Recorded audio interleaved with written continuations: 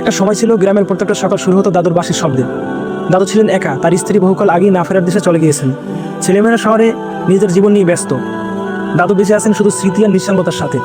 প্রতিদিন ভোরবেলা তিনি হাঁটতে যান গ্রামের রেল লাইনের পাশে। একদিন সকালে কুয়াশার চাদরে ঢাকা সেই রেল লাইনের ধারে হাঁটার সময় হঠাৎ কানে এলো মৃদু শব্দ, মেয়াও। দাদু থমকে গেলেন। সামনে কুড়িয়ে থাকা শুকনো পাতার স্তূপের নিচে একটা নড়াচড়া খেয়াল করলেন। দাদু কাছে গিয়ে দেখলেন একটা ছোট বিড়াল ছানা, দেহে কাঁপুনি, চোখে ধুলা ময়লা, মুখে হালকা কাটা দাগ। দাদু এক মুহূর্ত দেরি করেনি, ছানাটিকে কোলে তুলে বললেন, তুই আয়। ছানাটিকে কোলে তুলে বললেন, তুই তো আমায় ডাকছিস না রে, চল ঘরে চল।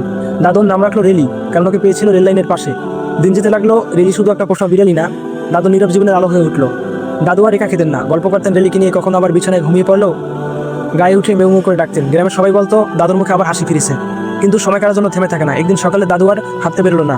রেলি বারবার তার গা ঘেঁষে ডাকছে, কিন্তু কোনো সাড়া নেই। গ্রামের মানুষ দেখলো দাদু শান্ত ঘুমিয়ে আছেন চিরতরে। সবাই কাঁদলো, কিন্তু রেলির মতো কেউ না। সেই দিন থেকে রেল লাইনের ধারে প্রতিদিন রেলি একা বসে থাকে, যেখানে একদিন দাদু আর সে একসাথে হাঁটছিল। তো নিঃসঙ্গ মানুষ আর একটি পরিত্যক্ত প্রাণী একে অপরকে কুড়িয়ে পেয়েছিল। কখন যে তারা একে অপরের জীবন হয়ে উঠলো তা তারা নিজেরাও জানতো না। দাদুর জন্য একটি সাবস্ক্রাইব করো।